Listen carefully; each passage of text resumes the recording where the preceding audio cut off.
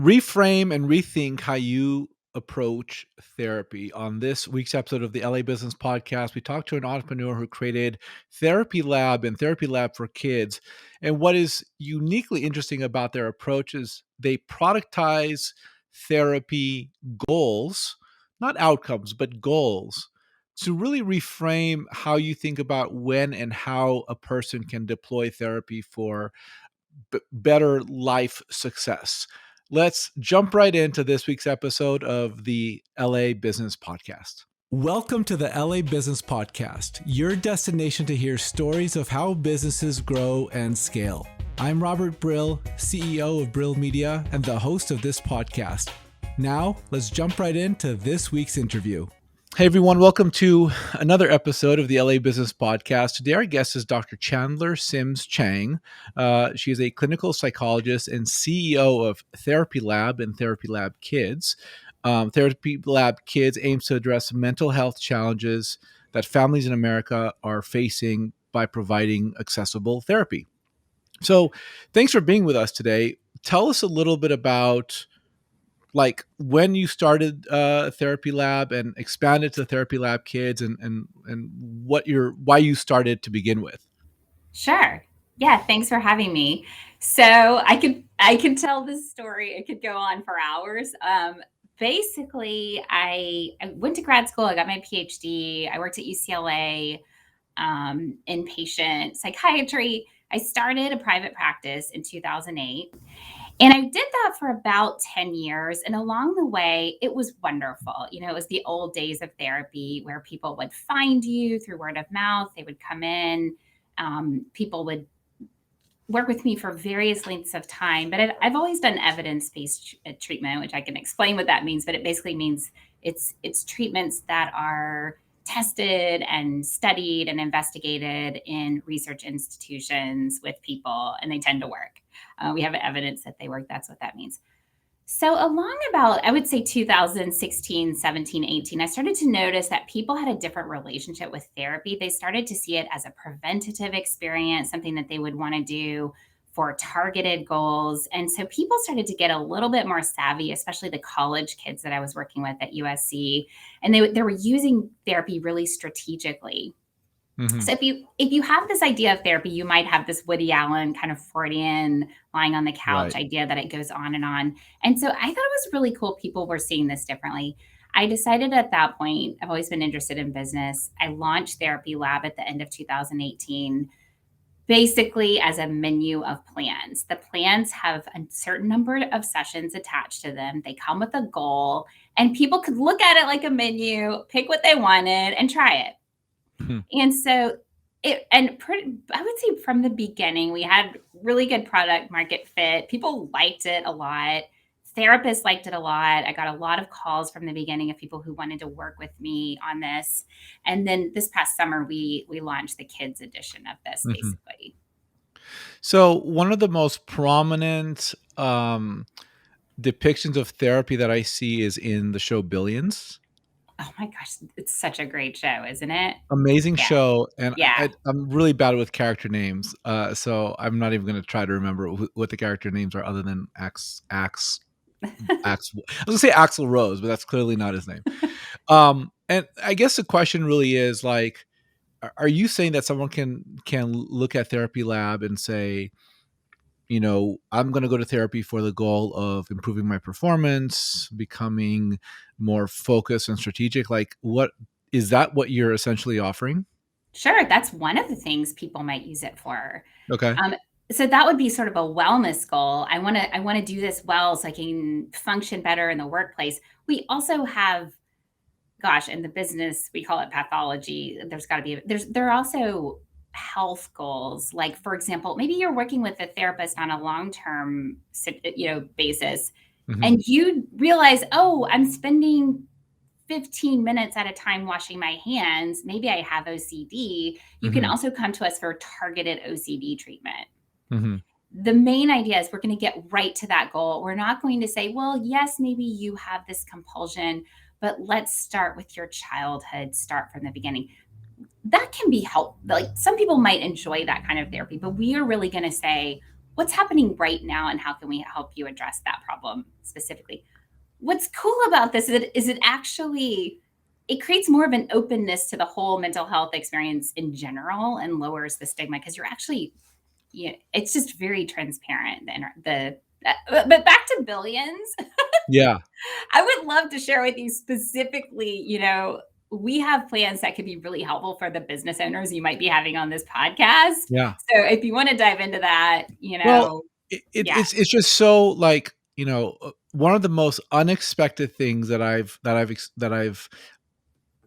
felt on the journey of being a business owner and running the business and growing the business is really this idea of mindset. And to me, like, you talked to when I started this business in 2013, you talk about mindset. That's such a weird woo-woo type thing. And I was like, I'm a guy with data and math and business goals. But looking at me in 2022, it's like, that's the critical part of where we go with our business is really a function of what we say we're going to do and who we are and our mission statement. All of that is a reflection of how we think about ourselves and how we think about our business. hmm like tell us a little, like, there's so many places to go with this. I guess the question is, like, so many. could could how well, first of all, let me ask you, how many people is therapy, like, do you have, like, are there a lot of therapists here? Is it, like, how's this broken out? Gosh, we doubled last year. We're about to be at 20 Got and we're it. in So 8 states. got Yeah. it. So there's plenty of, like, service hours available, and I could, a business owner could say, I want Therapy Lab to be able to help me become and my team become much more strategic and deal with all the stress that might come with a high level job. Yes, Got it. absolutely. Yeah. You're so right about mindset. That's a great word. It's also that's another that word fits into the CBT kind of world. I don't know if you've heard of CBT, but that's really a popular form of therapy right now. It's the So C. Mindset what is the what is C. that? What is CBT? I think I know what it CBT is, but I'm not entirely sure. Okay, it's cognitive behavioral therapy, and it's something that people are often searching for. So for those of us in the therapy space, advertising on Google, like people are searching for it. You can see this cognitive behavioral therapy. Cognitive therapy is mindset. It's changing the way you think about something. And it doesn't have to always be like Pollyanna, oh, just think positive. It's not really that. It's more Sure. strategic. It's like, how can you change your mindset to make it work better for you Right. or for your business or whatever the situation is? And then the behavior part, it's so incredibly powerful. The B of cognitive behavioral therapy.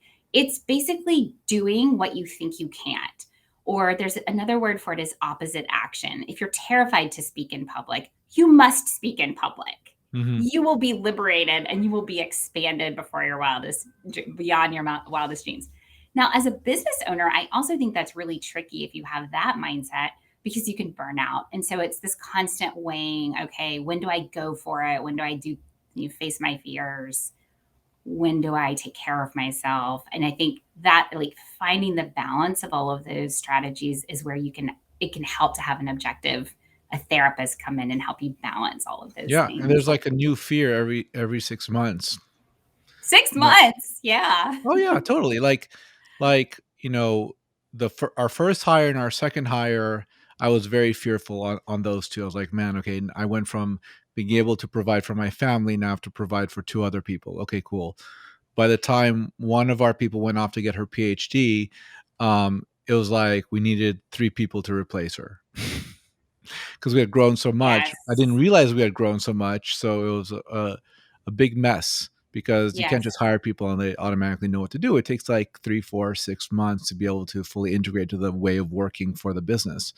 So every 6 months, I find that there's a new type of challenge to be solved, and if your mind, as I don't know, as your if your mind isn't on right, then it could be a big problem to perform and to see challenges and opportunities if you're scared.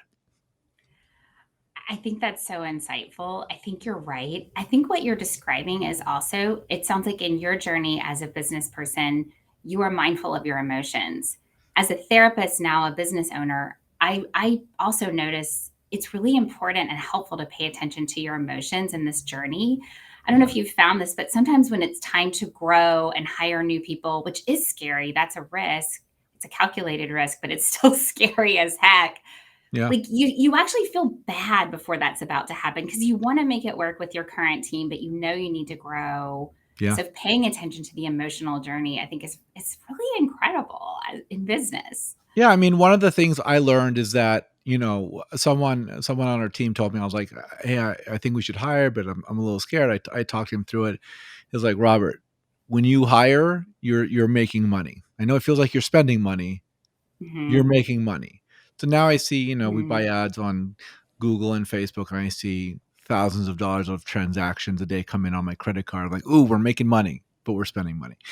Right? So lots of opportunity there. And it's really Yeah. about for me, it's about flipping it's right, nothing changes. You're gonna still have charges, you're gonna still have risks, you're gonna still have people who depend on you. Now it's the difference of, do I see that as a threat or a liability, or do I see that as money falling from the sky because that means my business is growing and we can further support clients and organic growth and all that?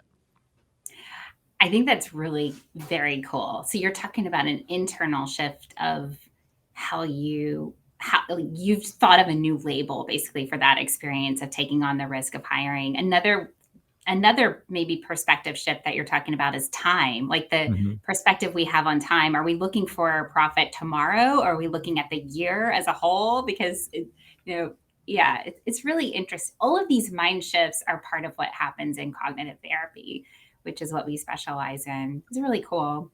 And it So works with kids too.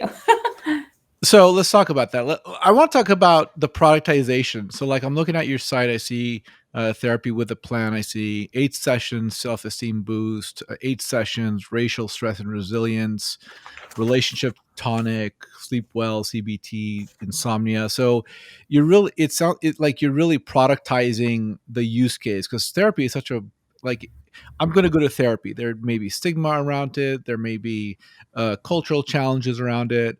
But if you really, I think you're probably finding success by and I don't know, I guess this is really a question. Are you finding success by productizing the outcome of the therapy rather than I'm going to therapy? Yes. And we are careful not to guarantee an outcome. That's just part of being a Sure. healthcare provider. But yeah, and it's fun because I never thought of the word product in my former life as a therapist. But now that I'm in business, I understand, yeah, that is our product. But it's also the experience. Hmm. Because if you know that your experience is taking you to is intended to take you to a certain outcome, it tends to be a more worthwhile and valuable experience for you.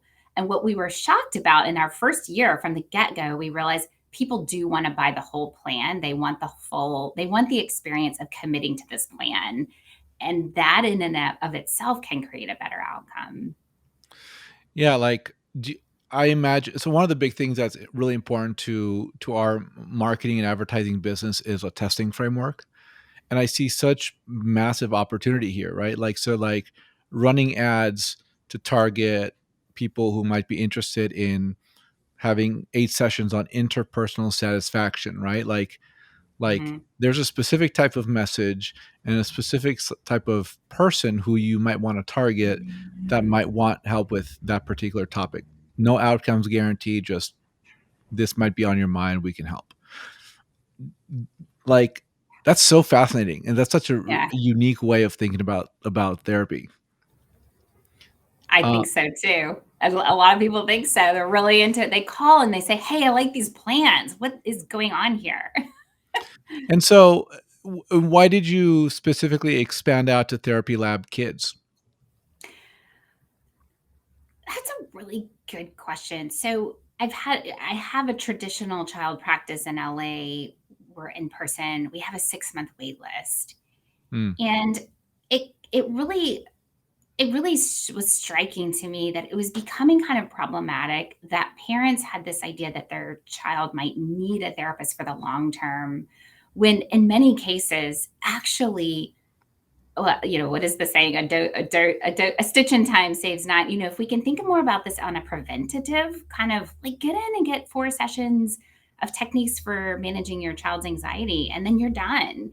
Like giving the message that it's also okay to have brief therapy Mhm. is really important for kids. We have a youth anxiety and depression and suicide problem, Mhm. growing problem in America. So we went for it.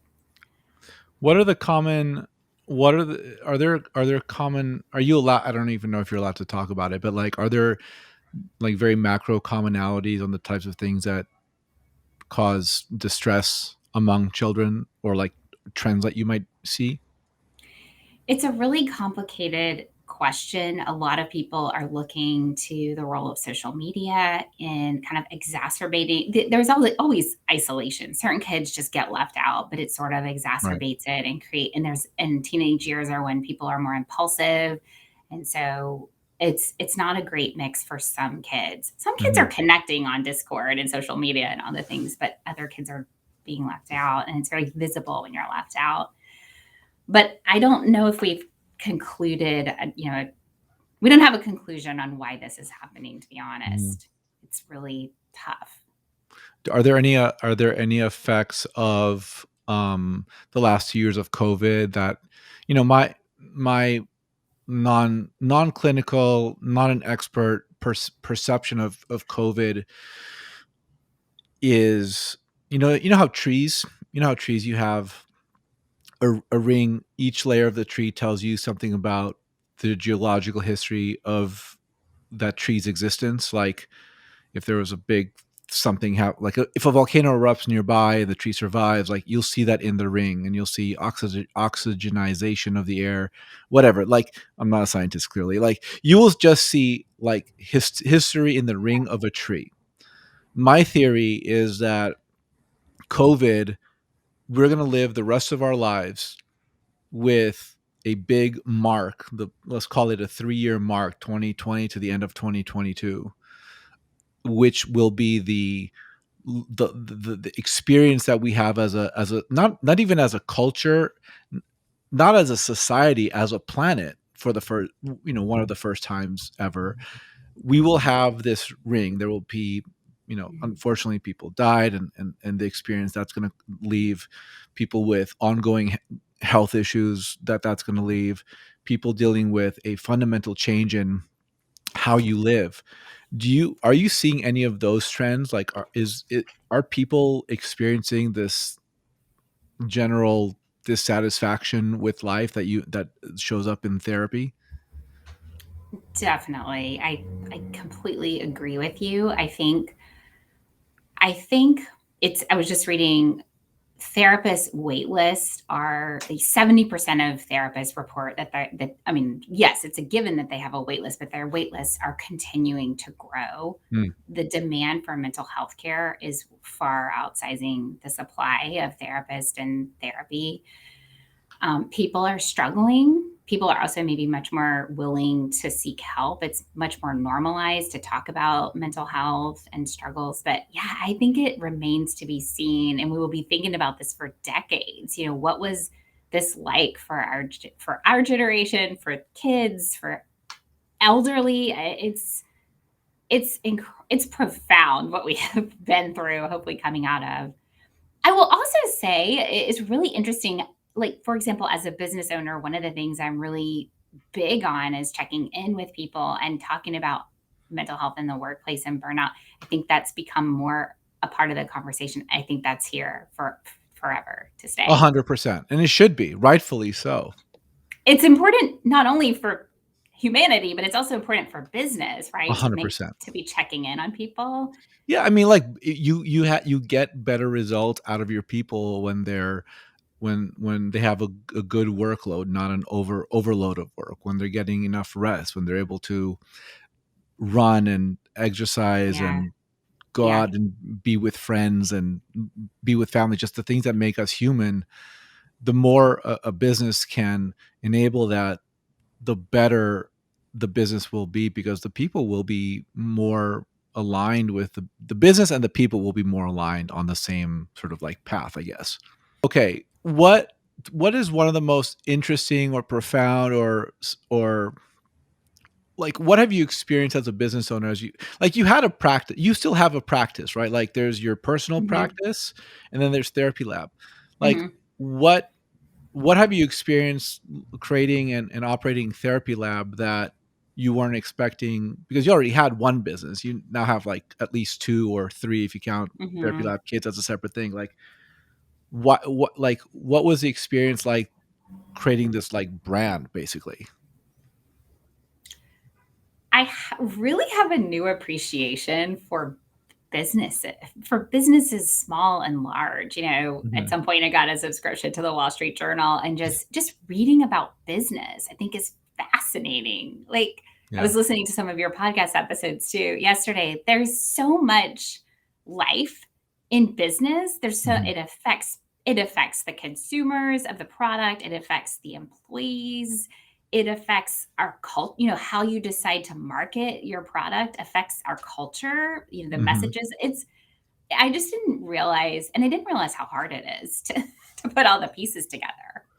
There's this really interesting this idea, right? Like people talk about um you know earning money, passive income, which I don't believe in. I don't believe there's anything called that's a passive income other than like investing, having someone else invest your money or whatever.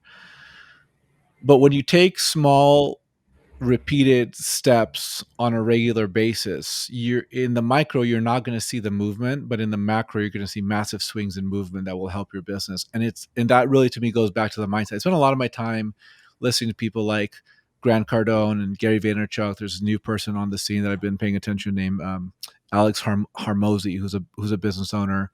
And it's really interesting just to hear other people's perspective on how they've driven success. And you never really stop learning, which I think is Mhm. fascinating.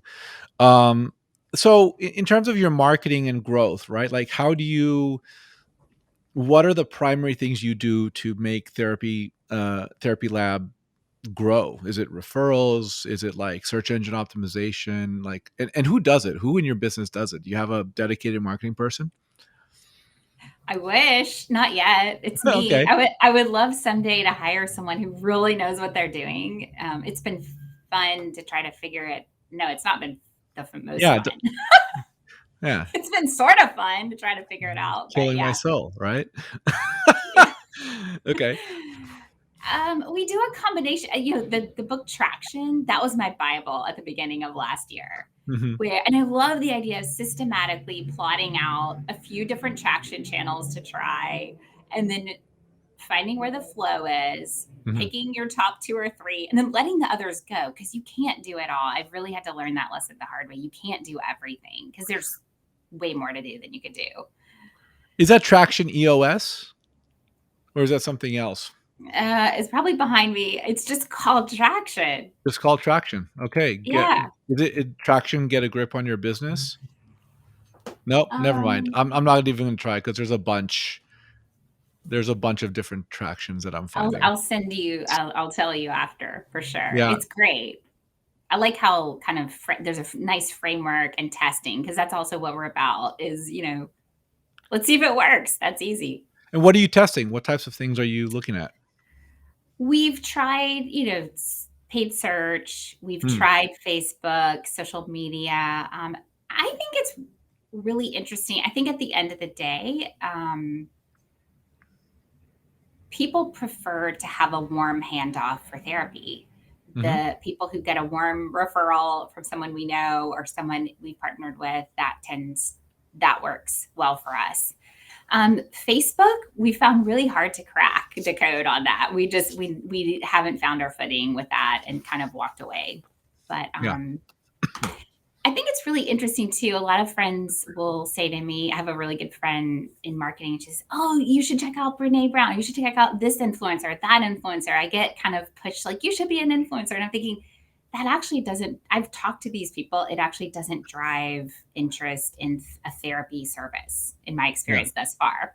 So yeah, it's fascinating what you perceive could work. Once you start testing it, you might be surprised that doesn't work. This other surprising thing works a lot better. Do you find right. that with Yeah, business? I mean, you know, when I I mean, generally, our thesis on a marketing strategy is that there's always the lowest hanging fruit, and the lowest Mhm. hanging fruit. And I'll talk about our business. I've built this business, not exclusively me. We have plenty of, we have 20 people on our team. We have a really amazing director of operations and media manager, and our whole team is fan freaking tastic, and they're great.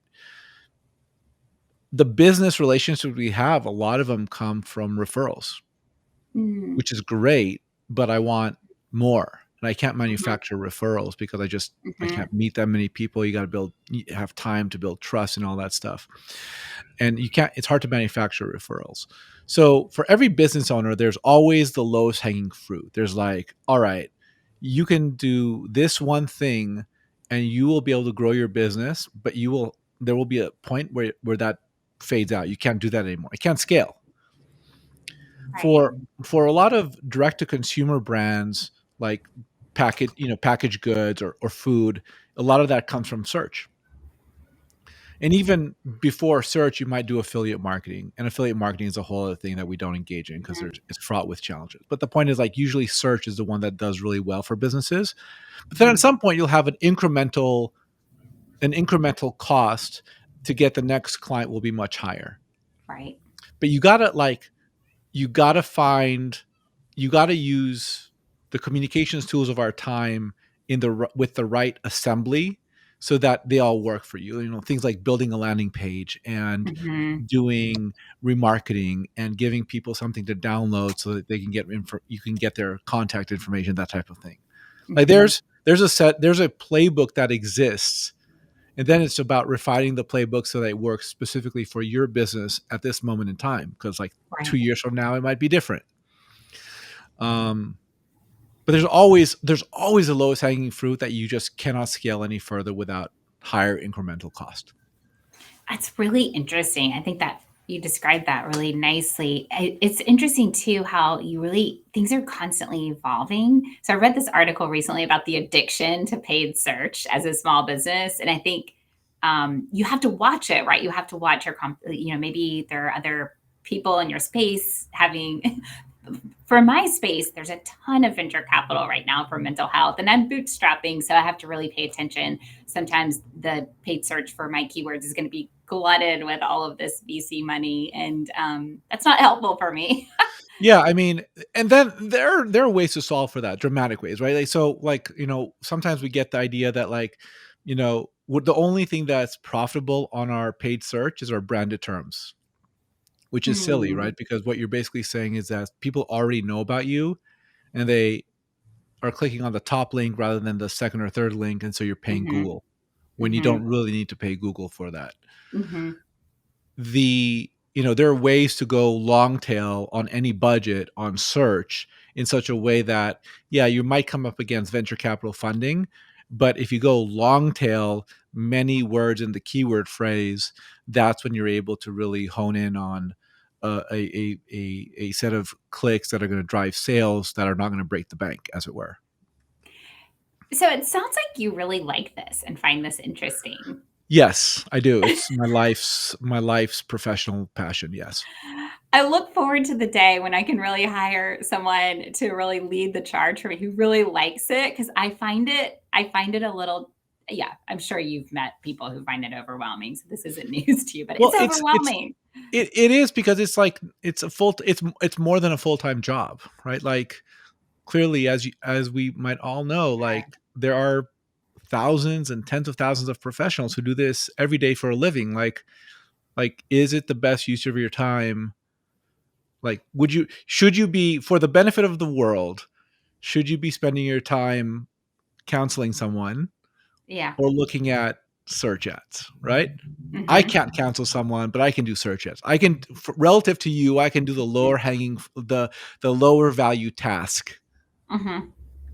that only Yeah. that between the two of us, your time is better spent actually helping people feel better about themselves and their mental health. Right. Yeah. And that's a big part of our value proposition. Like, you have plenty of stuff to do. Mhm. Mhm. That's And right. it takes diligence. Sorry, go ahead. Go ahead.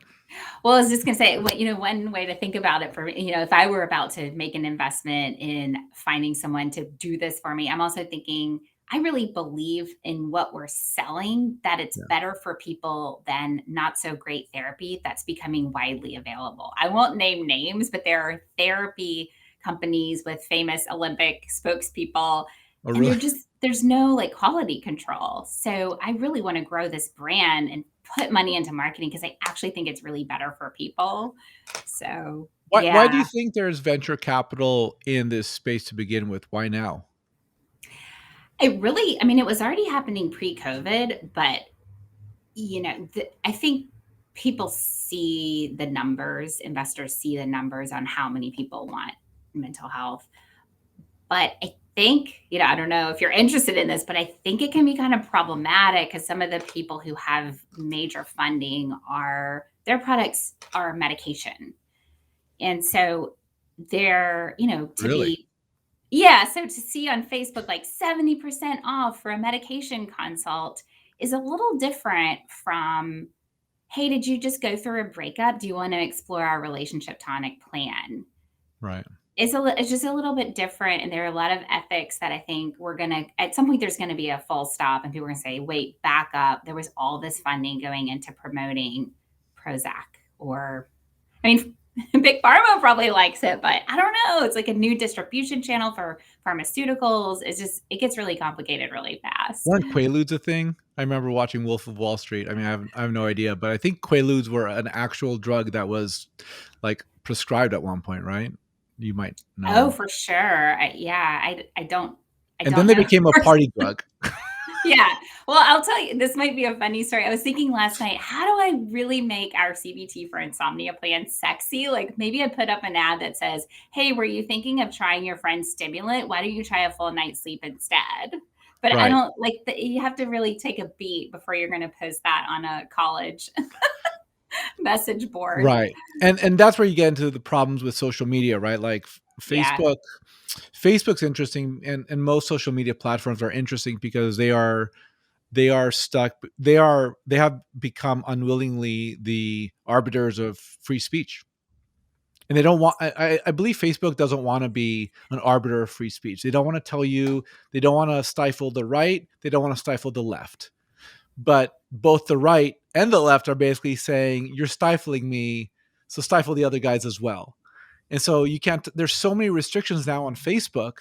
Like, I wouldn't be surprised if TikTok would be a great channel for you if you find the right people to share your message in a way that's relevant. And I know that sounds really weird, but TikTok is Hmm. blowing up in terms of content Hmm. that's for, like, mature people, like not kids dancing to a song. Um, It's true. yeah. There are articles all over, everywhere I'm looking. Mental health on TikTok. Learn about your ADHD on TikTok. But my question is, do you have to point to words? Like, there's got to be a better way to do TikTok for people. Other people will do it for you. You don't you Oh, It doesn't have to be you or me. It could be a micro influencer or something like that. oh, Yeah, okay. you Okay, don't now I see. yeah. How can people find you and work with Therapy Lab and Therapy Lab for Kids? Please come look for us. We're at therapylab.com or um, therapylab.com/kids. And you can find me on LinkedIn, Chandler Chang. I really like to be on there, just following what people are up to. Or email me at chandler@therapylab.com. And very cool. And what states do you service? Right now, we're in California, Massachusetts, Michigan, Washington, Texas, Maryland, Arizona, and Connecticut. Okay. And these are all remote therapy sessions. Remote, we're in office in LA. Mhm. And, this was something we didn't touch on, but the idea going forward is that we might be exploring hybrid pop up offices in different locations so that you can meet your therapist maybe once or twice a year and then have a virtual experience. That's something that I Ooh. think people would really like. Yeah, and that sounds like a great thing to do. It's always nice when you meet someone there's so many people, I mean, in our business who I've never met, like, face to face. It's kind of weird. What did we do before virtual chatting? Well, it was such a drain on everyone's time, frankly. Like, so I'm in the valley here, Lake Balboa, and everything's happening on the west side in Santa Monica or LA. It's like a 2 hour drive, hour, let's say an hour and 15-minute drive. Do what you got to do in the west side and come back. It's such a time suck. Like, Mhm. Mhm. I love not having to meet people in person. It is so much better for my business. More focused, more energy on building the business. I'm But happy if it doesn't come back. that's really cool. But and would you also like a once a year meet everybody you've talked to that year, or do you not Maybe, even need that? maybe. I mean, look, I would love to invite the whole team out to Vegas, and we'll spend a weekend working while we're drinking or whatever the case is. Mhm. Mhm. Or we, a few weekdays just maintaining and then doing Yeah. some team building stuff. We've done that, but that's only for the people who are critical. Everyone Mhm. else that's not critical, I'm cool. Mhm. It's interesting. Yeah, I think it's time to invest in corporate retreat locations because I think that's gonna be the new normal too. Lots of offsite retreats. 100%. Dr. Chandler Sims Chang is a clinical psychologist and CEO of Therapy Lab and Therapy Lab Kids. Thank you so much for being on the show today. Thank you so much for having me. It was fun. Thank you for listening to this episode of the LA Business Podcast. If you like what we're doing on this podcast, please consider subscribing on Apple or Google Play, leaving a 5-star review, and sharing with your friends. If you have any questions, comments, or recommendations for a guest you'd like to hear on this podcast, please email me, robert@brillmedia.co. Thank you. Have a fantastic day.